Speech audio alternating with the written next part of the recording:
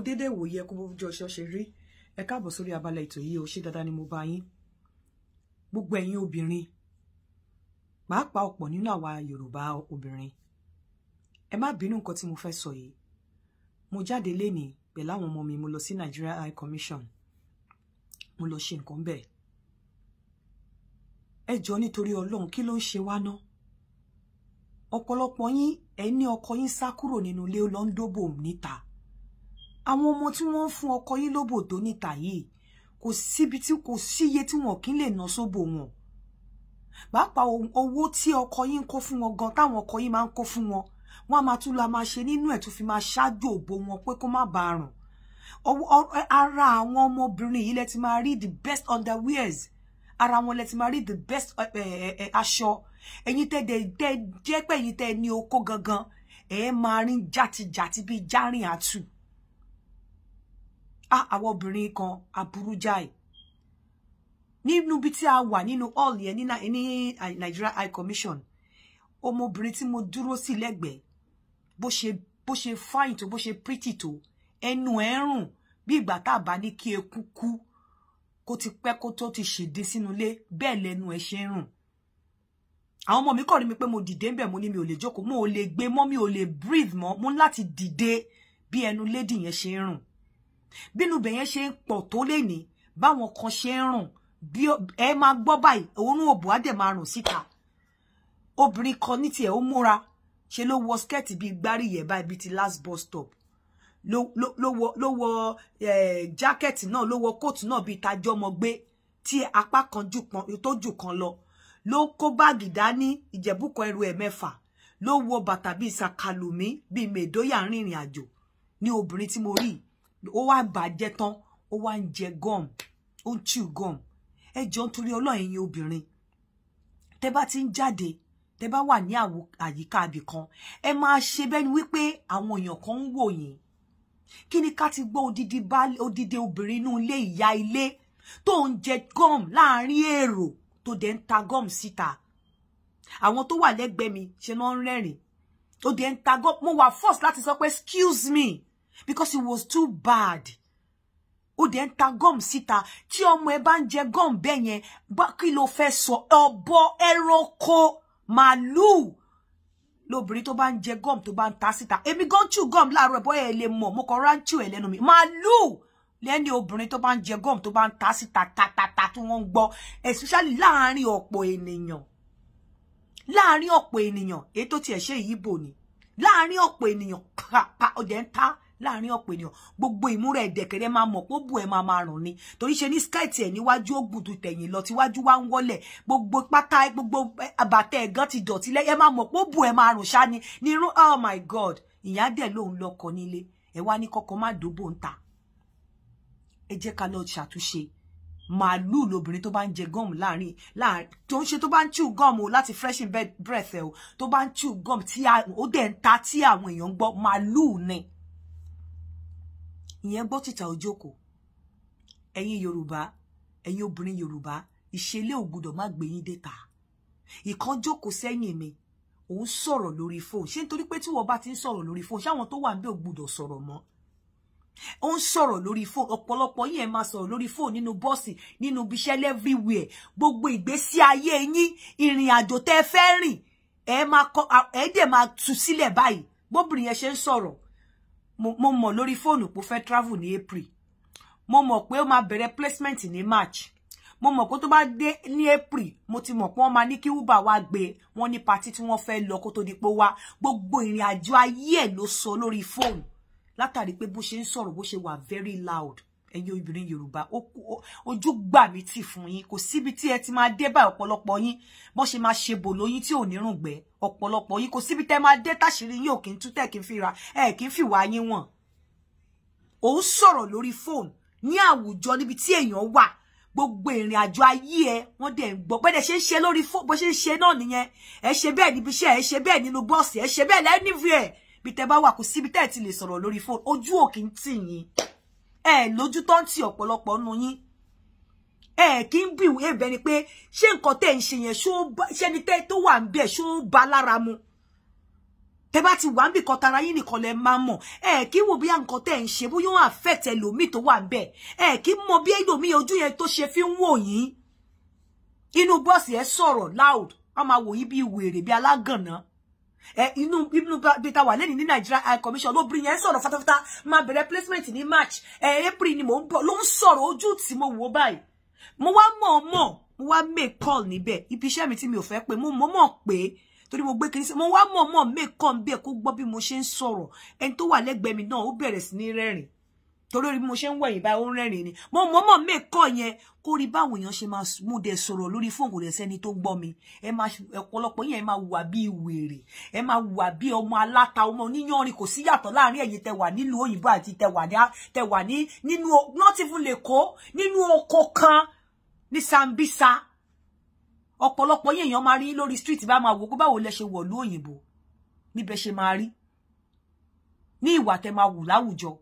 wọ́n máa wò pé ìwọ Ọlọ́run kọ́lọ́run tiẹ̀ wá nǹkan kan kókò sọ yín sí Nàìjíríà kó gbé àwọn tó ní manners kó gbé wọn wá sí bíbáyìí ẹ̀yin obìnrin Yorùbá ọ̀pọ̀lọpọ̀ yín kò ṣe gbogbo yín ẹnu á máa rùn ẹ máa sọ̀rọ̀ gbogbo nǹkan tẹ́ fẹ́ ṣe láyé yín wọ́n máa gbọ́ lórí fóònù nínú bus níbi iṣẹ́ everywhere kò síbi tẹ́ ti lè sọ̀rọ̀ ẹ dẹ̀ máa pariwo ni ẹ máa pariwo ni tí ò dẹ̀ yẹ kó rí bẹ́ẹ̀ mo tún rí nǹkan kan tí mo fẹ́ sọ̀rọ̀ lé lórí tó bá fi yín síbi tí èrò bá ti pọ̀ àtẹ̀yin obìnrin àtọ̀yin ọkùnrin tó bá fẹ́ ṣe nǹkan kan bóyá o fẹ́ change channel TV òun láti jẹ́ káwọn tó kó tọrọ excuse lọ́wọ́ àwọn tẹ́jọ́ ń wò bóyá òtútù mú ẹ o fẹ́ pa fan tọrọ excuse lọ́wọ́ gbogbo ẹ̀yin tẹ́ wà ńbẹ̀ bóyá ooru mú ẹ o fẹ́ tọ fan tọrọ excuse lọ́wọ́ àwọn tó wà ńbẹ̀ Yorùbá náà ló tún ṣe léyìí mi ní parọ́ fún yín Yorùbá ni ó wọ jacket ooru mú ẹ láàrin ọ̀pọ̀ èèyàn ó dẹ̀ fẹ́ tọ fan báwo ló ṣe mọ̀ pé àwọn tó wà ńbẹ̀ tó kù wọ́n fẹ́ kó tọ fan ó fẹ́ change TV mo tún fẹ́ lè ṣe example ni o láàrin àwọn tó kù kí ló dé tó béèrè eléyìí fẹ́ tọ fan láàrin gbogbo ọ̀pọ̀ èèyàn ó dẹ̀ wọ jacket ooru bá mú ẹ ó ṣe bọ́ jacket ọrùn ẹ ó wá fẹ́ bọ́ jacket báwo ló ṣe mọ̀ pé àwọn tó wà ńbẹ̀ òtútù ò mú wọn kí ọ̀pọ̀ ọkùnrin ló ṣe eléyìí ẹ máa ń lo number 6 ọ̀pọ̀lọpọ̀ yín Yorùbá tún ló ṣe kò ṣe ọ̀pọ̀lọpọ̀ yín mo ṣe ń lo ọ̀pọ̀lọpọ̀ yín tó bá fẹ́ ṣe nǹkan kan tí kò ń ṣe wọ nìkan ló wà ńbẹ̀ tó bá jẹ́ pé wọ nìkan ló wà ńbẹ̀ tó bá fẹ́ paná tó bá jẹ́ wọ nìkan ló wà ńbẹ̀ tó bá fẹ́ change channel ibi tó bá ti involve èèyàn méjì mẹ́ta ó máa tọrọ excuse ni o ní assume pé bó ṣe ń ṣèwọ ló ń ṣe others kó wá fẹ́ lọ fìyẹn lọ act òtútù mú arúgbó wà ńbẹ̀ ó wá fẹ́ tọ fan nítorí pé ooru mú wọ ó dẹ̀ kó jacket sọ ṣé kí n ronú ní ṣọpọlọ yín dúdú ni ìlú òyìnbó ṣàlẹ̀ wà ó yẹ kẹ́ máa reason bíi tiwọn lẹ́ǹkankan òyìnbó ò ní ṣe bí a béèrè excuse lọ́wọ́ ẹ̀ ó kàn dìde lọ sí ìdífà ó bàjàbàjà kò rí tàn ẹni tó wá wà lẹ́gbẹ̀ẹ́ mi sọ wípé remove your jacket if you are hot that means pé àwọn tó wà bí ò fẹ́ fan ìwọ́dẹ̀ ìdìde ó fẹ́ lọ tọ fan torí pé ooru mú ẹ láàrin bí over 50 people ẹ jẹ́ ká máa ronú ẹ má jẹ́ kí ṣe jàkùjákù ìṣe ràdàràdà ìṣe jàùjàù kó gbé wa déta èyí tó tún ṣiṣẹ́ ń bẹ̀ náà láàrin gbogbo àwọn èèyàn tó àtẹ́ǹsì ó tún rọmọ ìlú ẹ̀ Ìgbò ló tún bẹ̀rẹ̀ sí ní rọ Ìgbò Yorùbá náà máa ń ṣe yẹn náà tẹ bá ti rí kejì yín ẹ máa bẹ̀rẹ̀ ni èmi máa ń dìdí sọ fún wọn nípa I don't feel comfortable to speak that language at work máa ń dìdí sọ ni I'm not comfortable to speak Yoruba at work mi ní kéèyàn dìtorí ẹ̀ kó má hate me I am not comfortable mo gbọ́ Yorùbá dáadáa but tó bá ti sọ pé nǹkan tá a máa sọ̀rọ̀ ẹ jẹ́ ká sọ níbi iṣẹ́ lẹ́ni ẹni tó wà àwọn tó wà around mi ló sọ pé no kò tẹ́ sí àwọn tó wà around mi ọmọ mi ló ní pé it's not professional that's not professional because ó sọ Igbo wékún àánú òun attend sí àwọn multicultural people ó dẹ̀ ń sọ Igbo openly lójú àwọn èèyàn ní Nigeria High Commission tó ń attend sí gbogbo èèyàn ó ga omi ìmọ̀rú ẹni tí mo mọ àwọn tó train yín o mi ọ̀pọ̀lọpọ̀ yín mi mọ àwọn mi ìmọ̀ bí tẹ́ ti ń bọ̀ o èmi gbọ́ Yorùbá dáadáa mo gbọ́ gidi àpàdé àlùdé mo gbọ́ you understand but tí n bá wà níbi iṣẹ́ àti réyàn bí méjì tí mo ti sọ pé please mo mọ̀ pé mo gbọ́ Yorùbá dáadáa but mi ò wà comfortable láti sọ I don't care. I'm not looking for friendship. I don't want anybody to like me. As long as I know what I'm saying is the truth. If you don't like me, tough. Middle finger. Ẹ jẹ́ ká lọ jáwọ́. Ẹ má jẹ́ kí ṣẹlẹ̀ kó máa bá wa dé ta. Tá bá ti bọ́ síta. Ẹ má jẹ́ ká máa wo ìwà. Bí ipa wà nìkan là ń wora wa. Ẹ jẹ́ ká máa wo ìwà pé ẹlòmíì ń wò wá. Ẹ dẹ̀ jẹ́ ká máa wo ìwà pé tí n bá bá ìwà yìí tọ́mọ mi bá ń wù níta àbí tí n bá bá wà yìí lọ́wọ́ ọmọ mi kí ni máa sọ báwo mo ṣe fẹ́ correct ẹ̀. Nígbà tí ìwọ tó jẹ́ ìyá gan bá ń jẹ cham báwo lo o ṣe fẹ́ correct ọmọ ẹ̀. Kí ló fẹ́ kọ́ ọmọ? Tí wọ ìyá tó dirty tó ń wọ skirt gbárí ìyá tó ń gbálẹ̀ tó ìjẹ̀bùkọ ẹrù ẹ̀ mẹ́fà tẹ́nu ẹ̀ ń rùn ibẹ̀ yẹn bá oríṣiríṣi òórùn ní báwọn kan ṣe ń so ní ara rùn òbò ẹlòmíì rùn ẹnu ẹlòmíì rùn kí ló dé? Ẹ jẹ́ ká máa look after ara wa. A lè rí bẹ́ẹ̀ gan kọkùnrin fẹ́ kẹnu bọ̀ wá lẹ́nu àbí kó fẹ́ tiẹ̀ fẹ́ fi finger kó fẹ́ kó tẹ̀sọ́ pé òun fẹ́ gbẹnu sábẹ́ torí àwọn òórùn tó ń jáde léni mo ń láti sọ̀rọ̀ síta pé Ọlọ́run bo ni mo wá yìí.